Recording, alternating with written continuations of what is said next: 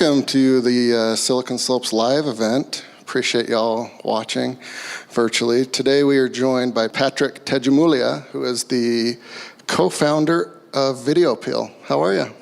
Fantastic, man. So glad to be here. I've always wanted to be able to talk with Silicon Slopes. You know, everybody has this thought that Silicon Slopes is about just the people that have made it. I actually want to talk about that it's not. It's really also for the people that haven't made it yet. Yeah, but you're in the process of making it, right? And I appreciate that because it really is, it's a place and a platform for everyone. The ones that might have a private jet and the ones that are still working their way up to that point. So my first question is for the viewing audience. What is VideoPeel? Where did the idea come from, and what have you guys built to this point? Yeah, thank you. That's a great question. So if you think about where marketing is today, VideoPeel is making marketing real and authentic. So I was product marketing manager at Facebook when I realized that advertisers didn't have the type of authentic content that they needed to be able to tell their story.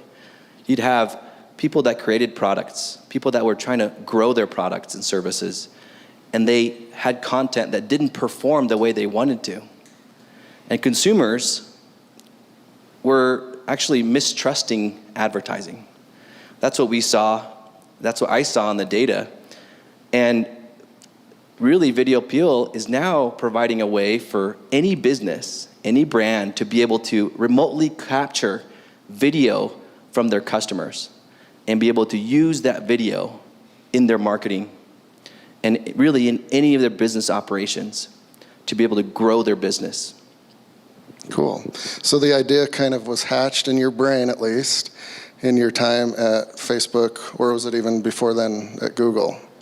Yeah, I think all along I've always felt like one of my main missions is to be able to help people find the truth. That's always been inherently what I've wanted to do. And that was from the early beginning, right? And I knew that as I got into Google, or even before that, that the world was heading to this direction where people are lost. They don't know what's truth and what's error anymore. Yeah.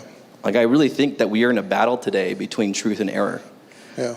And we're one of the people that are trying to help people find the truth. All right. So give us an example of a customer of y'all's and then a reviewer / customer of your customer. How does it work? Yeah, so an example of a customer of ours. So one would be a company, an e-commerce company, right, that is trying to sell more of their products on Shopify. There's quite a bit of those. And most of the time, when you create a Shopify store, you're really worried about two main things: driving traffic to your store, and then once traffic is in your store, to convert that traffic. And so most of the time when we talk to customers, they tend to be those type of customers, the e-commerce customers. And so those are companies, you know, far-ranging, like selling jewelry, selling fashionable products, selling home improvement goods, selling doors, selling, you know, electronics, etc. Now, even beyond that, our other customers really have spanned every single vertical you can think of. So from local services to companies like Zero Res, to government nonprofit organizations like the United Nations, to insurance companies like Berkshire Hathaway's insurance company. Like, all those are VideoPeel customers, because it's really anybody that's trying to help show that what their products and services can really do. That's what VideoPeel allows you to capture real videos from customers. And so the brand can send simply a link to any of their customers, and without having to download an app, without having to sign up for anything, that customer can submit a video to the brand, and it's faster than actually writing a text-based review. That's what's amazing. So we live in the world today that consumers have their smartphones, and they are much more willing than ever before to use them, and to use them to show the world what they can do. And if we can enable brands to understand that and to empower their consumers to be able to show, I think we'll be able to be closer to helping consumers find the truth. Yeah. Very cool. So somebody has a good experience or buys something they like, they take a quick second and tell the world or that particular brand about it, and they can use it however they see fit. That's right. Cool. Like we take care of, usually in the past, if you would talk to a brand would have a ton of steps that they've taken in the past to try to collect a video testimonial. They usually would have an agency or some videographer in their company that they would spend maybe $15,000 to just get one video done, right? In today's world, that shouldn't be the case, especially in COVID, where people are showing their face whenever they're not wearing masks. But when people are really wanting to be in front of the camera, and so we have the software that just enables that, empowers any business to be able to start collecting those. Very cool. So you guys have recently raised some money, $1.5 million of it.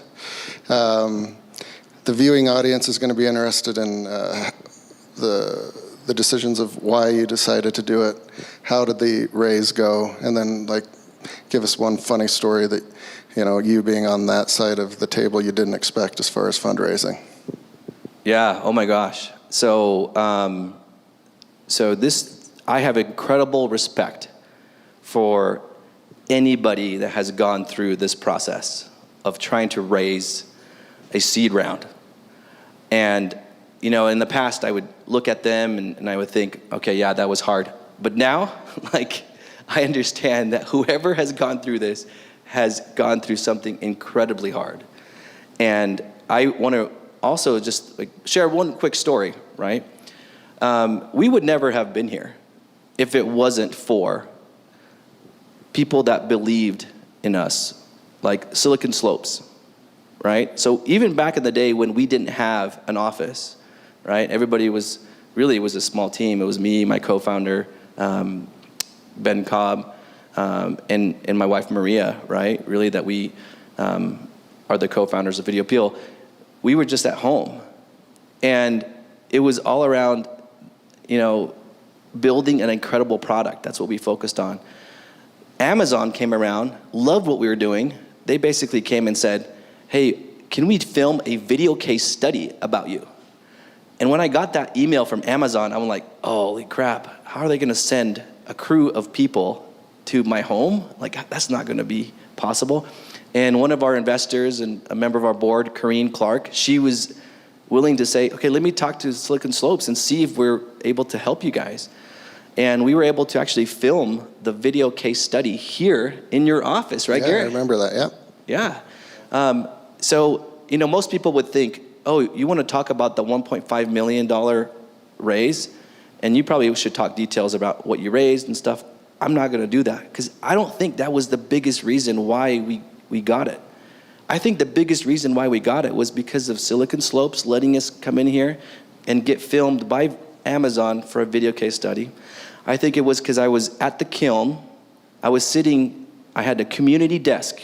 We didn't have enough money for me to get an office, right? I was at the community desk at the kiln, and I'm like, man, we have so many customers now. How in the heck am I going to be able to service all of them? That was my problem. And I was like, I didn't know how am I going to do it.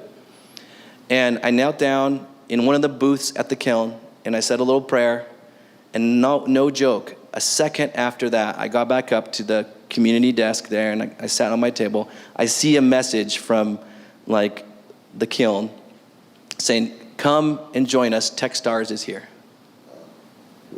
Yeah. And I'm like, okay, I'll go downstairs. And I went downstairs, and I watched as Natty Zola, who's the managing director of Techstars Boulder, gave a presentation and told what the Techstars program was all about. And at the end, I talked to him, and really the rest is history. Yeah. So those small moments, you might not think those things are important, but those are the real reasons why we are able to secure the funding. Yeah. Yeah, those are great stories, and they're definitely building up to where you guys currently are. Definitely a building process.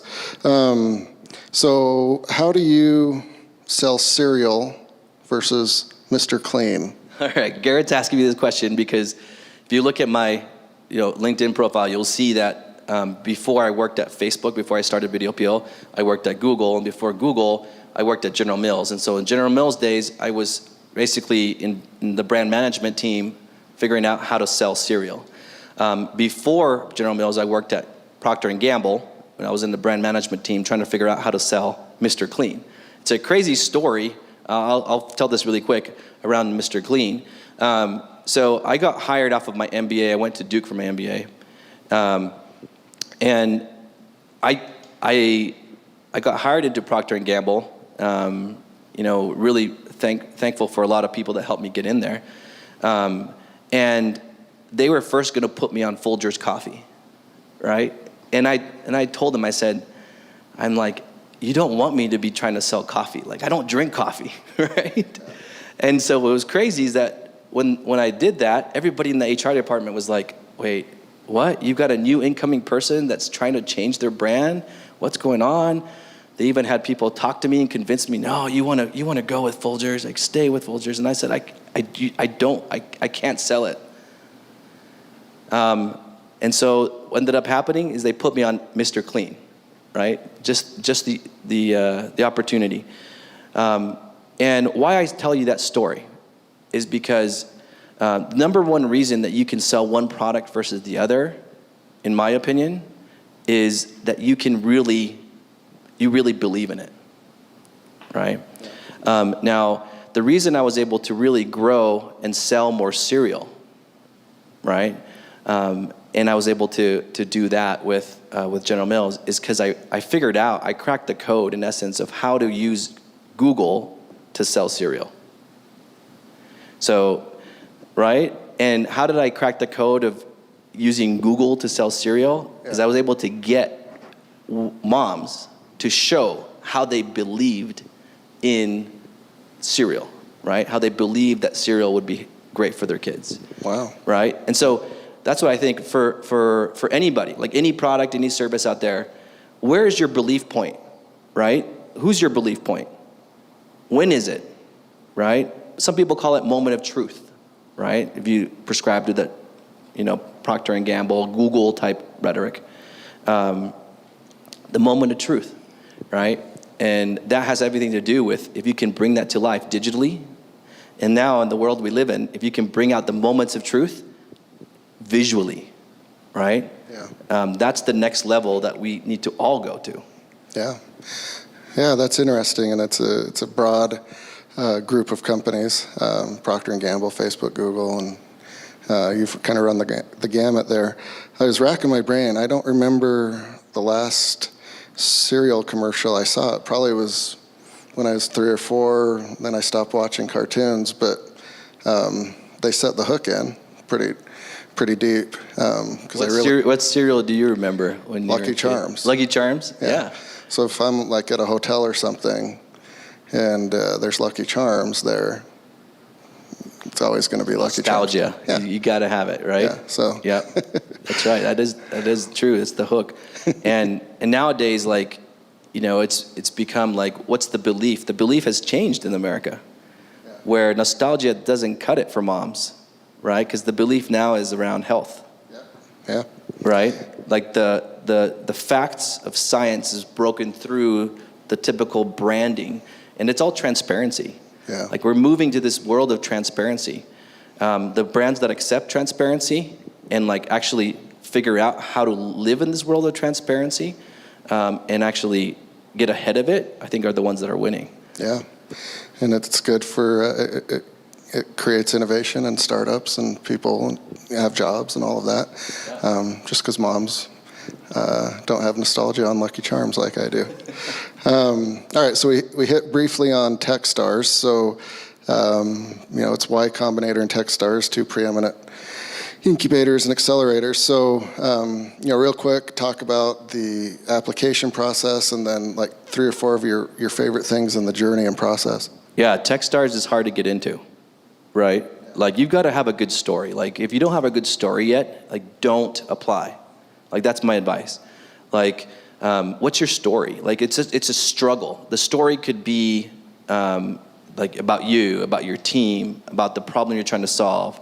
But put this story together. And I have to tell this to anybody that wants to apply to Techstars or to apply to any company really.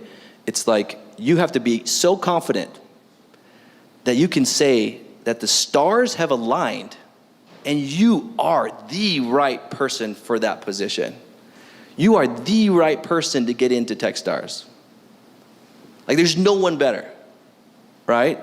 And if you don't have that level of confidence, get it, right? So, but you know, for me, like what are some of the things that helped, right? On top of that, what I shared, the network is very important in Techstars. As you can know, that network at Techstars is probably the or one of the biggest. They have started early on with an international network, and that's really why I think they're one of the biggest.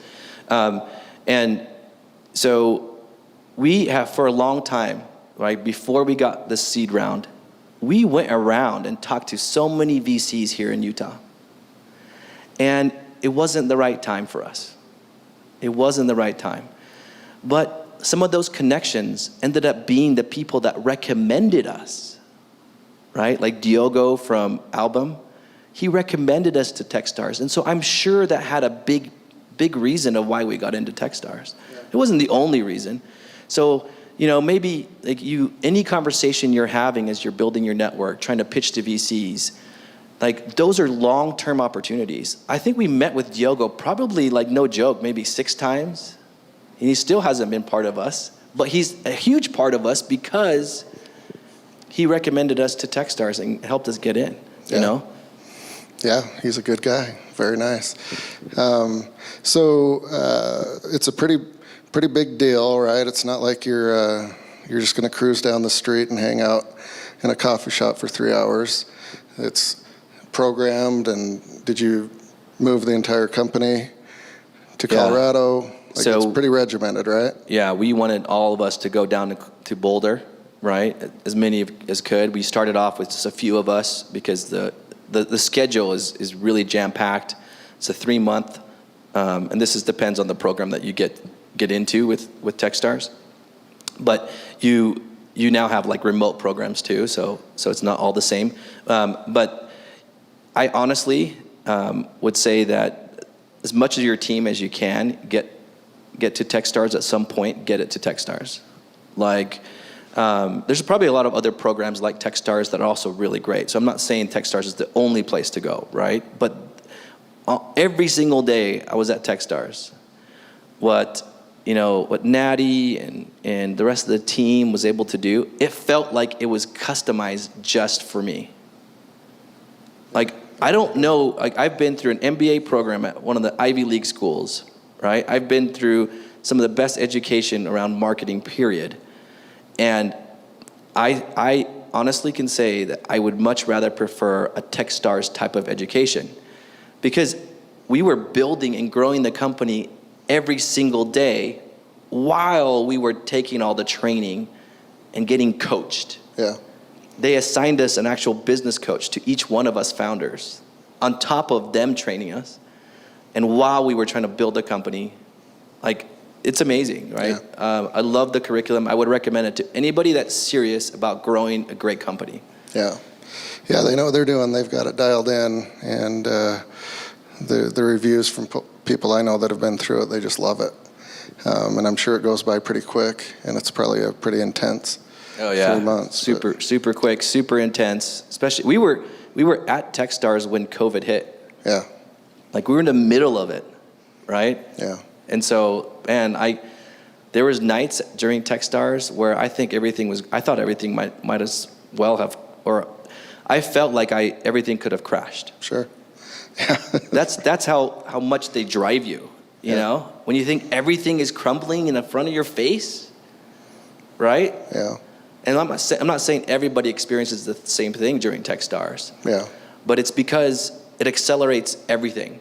Oh, yeah. Now, what do I mean by that? Like, everything, right? Because you're not just going to Techstars with your startup. You're going to Techstars with all your family, all your co-founders, every single person that has ever been part of your company, Like it's all there. And Yeah. whatever good and bad you have in all of that, it's accelerated. Yeah. Yeah, there's a reason it's 3 months instead of 3 years. It's not sustainable. Yeah. But you can cram a lot in. Yeah. In 90 days. So just real quick, kind of a yes or no question. You can add on to it a little bit, but has COVID been a net positive for your business? You know, bottom line revenue, or a negative thing? Oh my gosh, it's been awesome. So I can't just attribute it to COVID, right? There's a lot of pieces to the puzzle. But as COVID hit, it was like right in the middle of Techstars and really led towards demo day at Techstars for us. And so what we're saying is that we were, from the beginning of Techstars, one of the goals was we want to secure our lead investor and we want to, secure our funding for a seed round. And COVID hits and we start hearing like, boom, everybody, all VCs froze their investing. Like that's what we start hearing. Like we've been working all this time to get to this point, and then you're like, right? But what was amazing is that we saw our sales like 10x. So we saw a number of customers 10x because of COVID and other reasons. Yeah. Right? And there's a lot of things that played in there. Like we had a really, really big affiliate program with a company called AppSumo. And I don't know how this all happened, but it just happened to have fallen exactly. We launched on AppSumo like the day before our demo day pitch. Like you can't ask for better timing. Like, yeah. And so our numbers just, right? But we were signing customers, like I mentioned, like Yale University, right? So many customers were coming during COVID. Yeah. Because they were all looking for remote capturing capabilities, yeah. right? Like they used us in their commencement. Like the videos that were used in the commencement were collected by VideoPeel. Oh, cool. The videos used by the United Nations to collect videos from like businesses all over the world to figure out what the heck was happening during COVID was collected through VideoPeel. Like we had the CEO and chairman of Ford Motor Company submit a video to the United Nations through VideoPeel. Awesome. Like good feeling. COVID has been really good for us, right? Yeah. Wow. Yeah, there's a lot to be said about timing. Yes, you're right, man. Favorite Duke basketball player? That's hard, man. Like this is I've got a lot of different Only basketball get one. players. So I would say Grant Hill. Now I'll explain why I say that. He is not necessarily thought of as number one, right? But this guy, for me, is an example of someone that has worked his hardest to get to where he is. And that's what I like. I love like the underdog story. That's why I'm a big, like I watch Rocky, my wife can tell you, I watch Rocky, Rudy, like all the time. I watch Bruce Lee all the time. And it's because like I believe that most people are built to be at a certain place. But most people don't know how to get there. Yeah. Right? And Duke has helped Grant Hill supercharge himself. Yeah. So you could say that about a lot of people. Yeah. Yeah. The reason I asked that is because Patrick went to Duke. So it's not just a random question. I wish I had more time during my time at Duke to go to more basketball games. But I did. I went to several. And Cameron Stadium, my gosh, like I've been to BYU games. And what I would say is, Duke's loudness in terms of decibel level is just seriously deafening. Like holy cow. Yeah, it's on the bucket list. So what are you going to do with your new round of funding in relation to growing your company? Where are you going to focus that? Yeah, so for me, the number one piece is to grow our sales team, right? So we've had so many leads coming in, and we really had one salesperson other than me, really this whole time before, right, the funding, and his name's Alfred, right, Alfred Kami, and he's he's a warrior, right? Relentless. And so we're building our sales team, right? We have all these leads. We need to come and continue to be able to follow up on them and close those sales and really service the customer the best possible way possible. And so that's what we're doing first, right? And to build a good sales team, like I've been talking to a lot of people here in the Valley. Like, how did you build this sales team? How did you start off when you were early on? Like, what's the right comp plan? That's hard to figure out, right? It isn't easy. And right now there seems to be a ton of salespeople that have been let go of other companies, and then you have to figure out, like, what are the right type of salespeople to join your company early on, because you're trying to build your culture. Yeah. And so that's my focus right now, is to build up our sales team, right? But of course there's other things involved, right? We're continuing to perfect our product. We've launched so many new features. Like most people that have ever heard of VideoPeel in the past, like check us out again. Like we've grown and we're so much more robust, so much more enterprise level now. It's been really fun to be able to take that progress on the product standpoint, and we're going to continue to do that. Yeah. Continue to innovate. If you think of like this world of bringing transparency and truth to businesses, there's so much innovation that businesses want around this space. Like when we talk to our customers, we have so many requests right now, right? And it's a great place to be because it helps us to be able to easily more innovate with people that really are needing the product that's not there. Like it doesn't exist. The stuff people are asking us to do doesn't exist. Very cool.